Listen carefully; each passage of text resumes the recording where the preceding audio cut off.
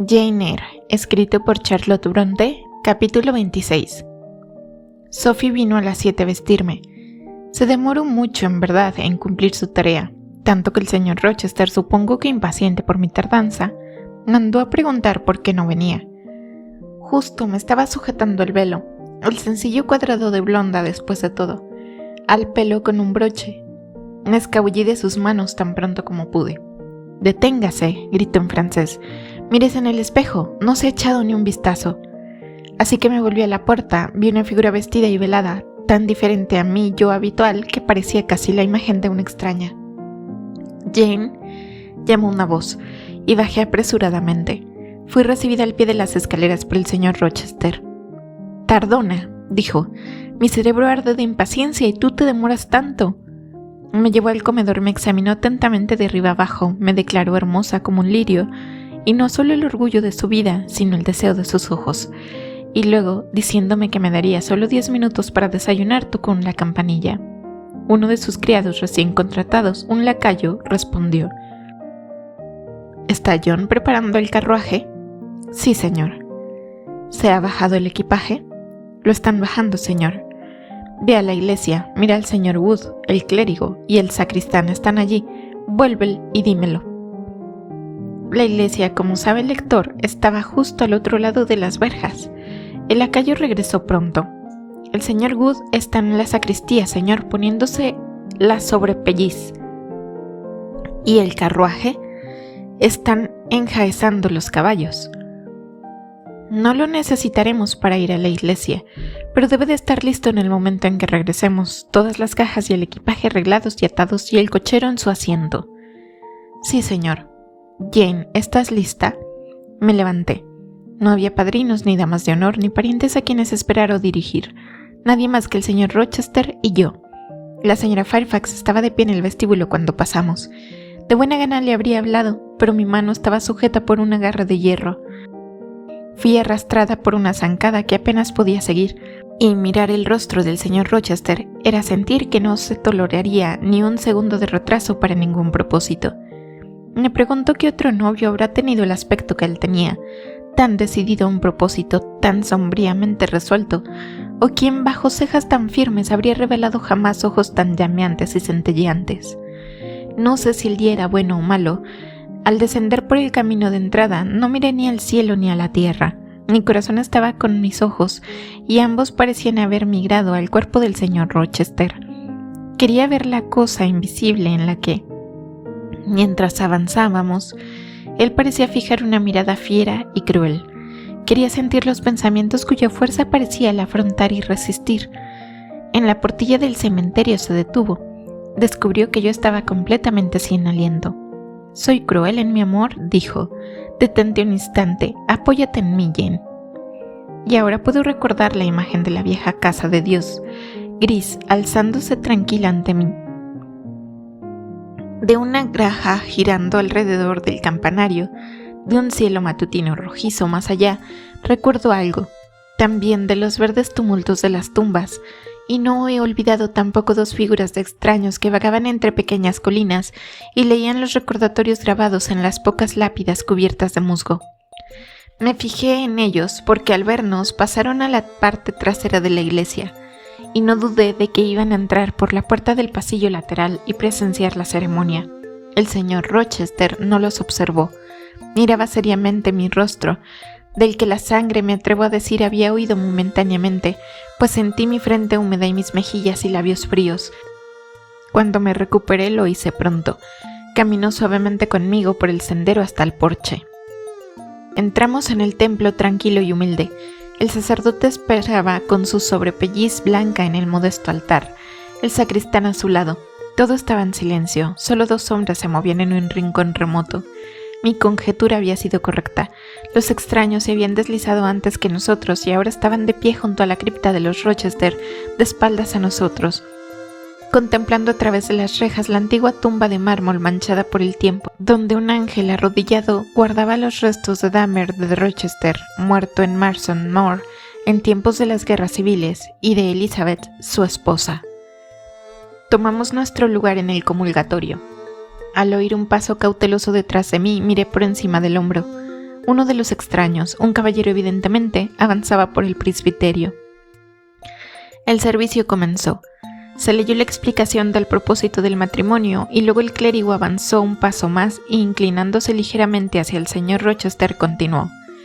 Os requiero y conmino a ambos, así como responderéis en el temible día del juicio, cuando los secretos de todos los corazones serán revelados, que si alguno de vosotros sabe de algún impedimento por el cual no podáis ser legalmente unidos en matrimonio, lo confesaréis ahora, pues tened por bien seguro que tantos como se unen de otra manera que la palabra de Dios permite, no son unidos por Dios, ni su matrimonio es lícito. Hizo una pausa como es costumbre. Cuando se rompe la pausa después de esa sentencia, quizás ni una vez en 100 años, y el clérigo, que no había levantado los ojos de su libro y había contenido la respiración solo por un momento, iba a proseguir. Su mano ya estaba extendida hacia el señor Rochester, mientras sus labios se abrían para preguntar: ¿Quieres a esta mujer por tu legítima esposa? Cuando una voz nítida y cercana dijo: El matrimonio no puede continuar. Declaro la existencia de un impedimento. El clérigo levantó la vista hacia el que hablaba y se quedó mudo. El sacristán hizo lo mismo. El señor Rochester se movió ligeramente, como si un terremoto hubiera rodado bajo sus pies. Tomando un apoyo más firme y sin volver la cabeza ni los ojos, dijo: Prosiga. Un profundo silencio cayó cuando hubo pronunciado esa palabra. Con una entonación profunda pero baja, al instante el señor Wood dijo: No puedo proseguir sin alguna investigación sobre lo que se ha afirmado y pruebas de su verdad o falsedad. La ceremonia está completamente rota, añadió la voz detrás de nosotros. Estoy en condiciones de probar mi alegato. Existe un impedimento insuperable para este matrimonio. El señor Rochester oyó, pero no hizo caso. Permaneció terco y rígido, sin hacer otro movimiento que el de apoderarse de mi mano. Qué agarre tan caliente y fuerte tenía, y qué parecido al mármol. De cantera era su frente pálida, firme y maciza en ese momento. Cómo brillaba su ojo, todavía vigilante y sin embargo salvaje por debajo. El señor Wood parecía perdido. ¿Cuál es la naturaleza del impedimento?, preguntó. Quizás se pueda superar, explicar. Difícilmente, fue la respuesta. Lo he llamado insuperable y hablo con conocimiento de causa. El que hablaba se adelantó y se apoyó en la barandilla. Continuó pronunciando cada palabra distantemente, con calma, con firmeza, pero no en voz alta. Simplemente, consiste en la existencia de un matrimonio previo. El señor Rochester tiene una esposa viva actualmente. Mis nervios vibraron ante estas palabras pronunciadas en voz baja como nunca habían vibrado ante un trueno. Mi sangre sintió su sutil violencia como nunca había sentido la escarcha o el fuego, pero estaba serena y no corría peligro de desmayarme. Miré al señor Rochester, le hice mirarme. Todo su rostro era roca incolora, su ojo era a la vez chispa y pedernal.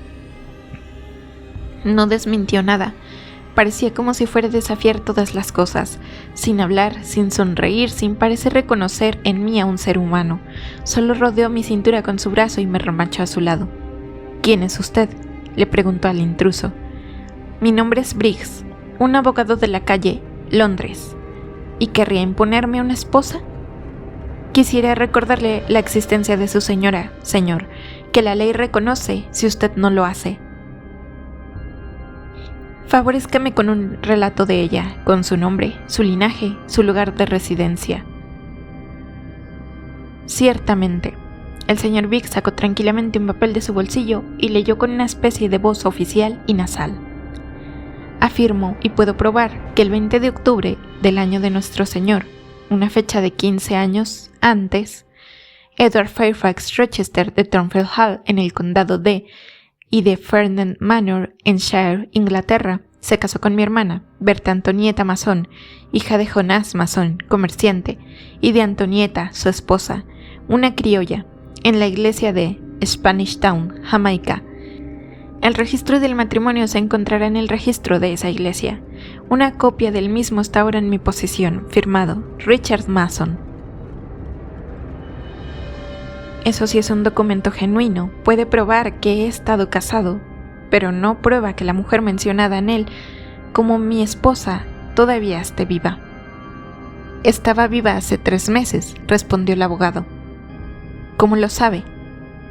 Tengo un testigo del hecho, cuyo testimonio ni siquiera usted, señor, se atrevería a contradecir.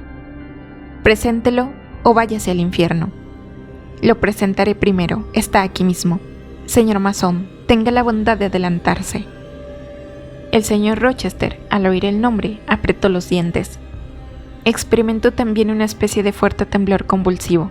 Tan cerca de él como estaba, sentía el movimiento espasmódico de furia o desesperación recorrer su cuerpo. El segundo extraño, que hasta entonces se había mantenido en segundo plano, se acercó ahora. Su rostro pálido se asomó por encima del hombro del abogado. Sí, era el propio masón. El señor Rochester se volvió y lo fulminó con la mirada. Su ojo, como he dicho a menudo, era un ojo negro. Ahora tenía una luz leonada. No, una luz sanguinaria en su penumbra. Y su rostro se sonrojó. Mejilla olivácea, frente incolora recibieron un brillo como el de un fuego cardíaco, que se extendía y ascendía. Y se movió, levantó su fuerte brazo. Podría haber golpeado a Masón, haberlo arrojado al suelo de la iglesia, haberle arrancado el aliento con un golpe despiadado, pero Masón se encogió y gritó débilmente. ¡Santo Dios! El desprecio cayó frío sobre el señor Rochester, su pasión murió como si una plaga la hubiera marchitado. Solo preguntó: ¿qué tiene que decir usted? Una respuesta inaudible escapó de los labios blancos de Masón. El diablo está en ello. Si no puede responder claramente, vuelvo a exigir qué tiene que decir usted. Señor, interrumpió el clérigo, no olvide que está en un lugar sagrado. Luego, dirigiéndose a Masón, inquirió amablemente: ¿es usted consciente, señor, de la esposa de este caballero que sigue viva o no?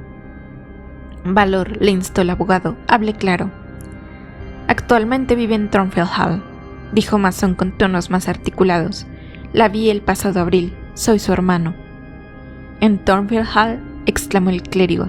Imposible, soy un viejo residente de esta vecindad, señor, y nunca he oído hablar de una señora Rochester en Thornfield Hall.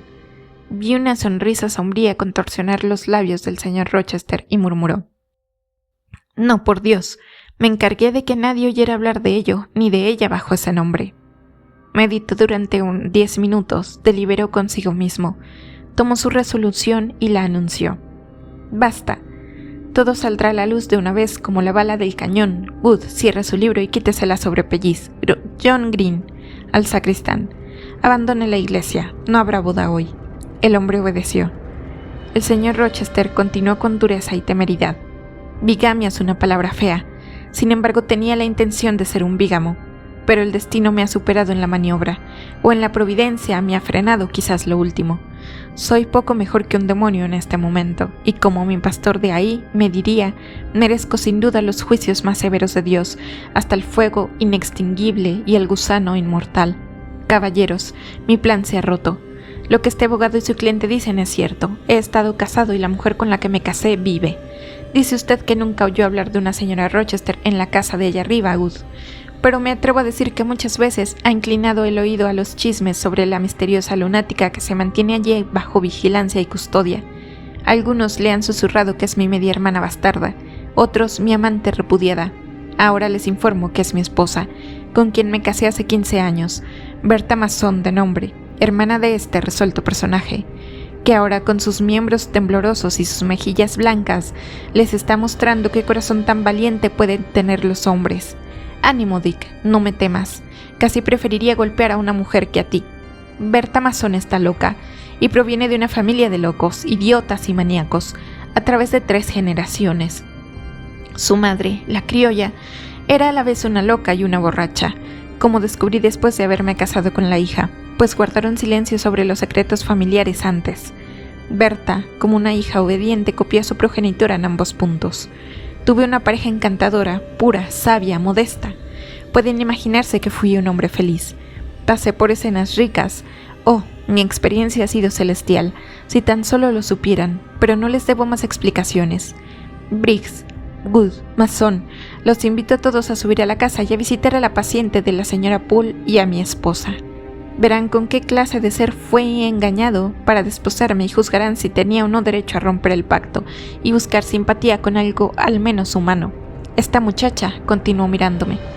No sabía más que usted, Wood, del repugnante secreto. Creyó que todo era justo y legal, y nunca soñó que iba a ser atrapada en una unión fingida con un desgraciado defraudado. Ya atado a una compañera mala, loca y embrutecida. Vengan todos, sigan. Todavía sujetándome con fuerza salió de la iglesia. Los 3 caballeros vinieron detrás. En la puerta principal de la mansión encontramos el carruaje. «Llévalo de vuelta a la cochera, John», dijo el señor Rochester fríamente. «No se necesitará hoy». A nuestra entrada, la señora Fairfax, Adele, Sophie y Leah se adelantaron para recibirnos y saludarnos. «Media vuelta a todo el mundo», gritó el amo. «Fuera con sus felicitaciones. ¿Quién las quiere? Yo no. Llegan 15 años tarde». Pasó de largo y subió las escaleras, todavía sosteniendo mi mano y todavía haciendo señas a los caballeros para que lo siguieran, lo cual hicieron. Subimos la primera escalera, pasamos por la galería, procedimos al 3er piso. La puerta baja y negra, abierta por la llave maestra del señor Rochester, nos admitió en la habitación tapizada, con su gran cama y su armario pictórico. «¿Conoces este lugar, masón?», dijo nuestro guía. «Aquí te mordió y te apuñaló». Levantó los tapices de la pared, descubriendo la segunda puerta. Esta también la abrió. En una habitación sin ventana ardía un fuego protegido por un guardafuegos alto y fuerte, y una lámpara suspendida del techo por una cadena. Grace Poole se inclinaba sobre el fuego, aparentemente cocinando algo en una cacerola. En la profunda sombra, al otro extremo de la habitación, una figura corría de un lado a otro. ¿Qué era, si bestia o ser humano? No se podría decir a primera vista. Se arrastraba al parecer a 4 patas, arrebataba y gruñía como un extraño animal salvaje, pero estaba cubierta de ropa y una cantidad de pelo oscuro y entrecano, salvaje como un crin, ocultaba su cabeza y su rostro. «Buenos días, señora Poole», dijo el señor Rochester. «¿Cómo está usted y cómo está su pupila hoy?» «Estamos pasablemente, señor, gracias», replicó Grace, levantando con cuidado el guiso hirviendo sobre la repisa. Un poco arisca, pero no furiosa. Un grito feroz pareció desmentir su informe favorable. La hiena vestida se levantó y se irguió sobre sus patas traseras. «Ah, señor, ¿lo ve?», exclamó Grace. «Sería mejor que no se quedara». «Solo unos momentos, Grace. Debe permitirme unos momentos». «Tenga cuidado entonces, señor. Por el amor de Dios, tenga cuidado». La maníaca bramó. Apartó sus mechones hirsutos del rostro y miró salvajemente a sus visitantes. Reconocí bien aquel rostro purpúreo, aquellos rasgos hinchados. La señora Poole avanzó. «Apártese», dijo el señor Rochester, empujándola a un lado. «No tiene cuchillo ahora, supongo, y estoy en guardia». «Nunca se sabe lo que tiene, señor. Es tan astuta. No está en discreción mortal sondear su astucia». «Será mejor que la dejemos», susurró Masón. «Váyase al diablo», fue la recomendación de su cuñado. «Cuidado», gritó Grace. Los 3 caballeros retrocedieron simultáneamente. El señor Rochester me arrojó detrás de él. La lunática saltó y le agarró la garganta con saña y le hincó los dientes en la mejilla. Lucharon. Era una mujer grande, de estatura casi igual a la de su marido y corpulenta además. Mostró una fuerza viril en la contienda. Más de una vez casi lo estranguló, atlético como era. Podría haberla despachado de un golpe bien plantado, pero no quiso golpear, solo lucharía. Por fin dominó sus brazos. Grace Poole le dio una cuerda y él se los ató a la espalda. Con más cuerda que estaba a mano, la ató a una silla. La operación se realizó en medio de los más feroces aullidos y las más convulsivas sacudidas. El señor Rochester se volvió entonces hacia los espectadores, los miró con una sonrisa a la vez agria y desolada. «Esa es mi esposa», dijo. «Tal es el único abrazo conyugal que jamás conoceré. Tales son las caricias que han de solazar mis horas de ocio. Y esto es lo que deseaba tener», poniendo su mano en mi hombro. «Esta joven, que está de pie tan grave y tranquila en la boca del infierno, mirando serenamente las cabriolas de un demonio. La quería solo como un cambio después de ese fiero estofado. Wood y Briggs, miren la diferencia. Comparen estos ojos claros con las bolas rojas de allá, este rostro con esa máscara, esta forma con esa mole. Luego júzguenme sacerdote del Evangelio y hombre de la ley, y recuerden que, con el juicio con que juzguéis, seréis juzgados. Fuera con ustedes ahora. Debo encerrar mi premio». Nos retiramos todos. El señor Rochester se quedó un momento detrás de nosotros para dar alguna orden más a Grace Poole. El abogado se dirigió a mí mientras descendía la escalera. «Usted, señora», dijo, «queda libre de toda culpa. Su tío se alegrará de oírlo, si es que todavía vive, cuando el señor Mason regrese a Madeira». «¿Mi tío? ¿Qué hay de él? ¿Le conoce?» «El señor Mason, sí.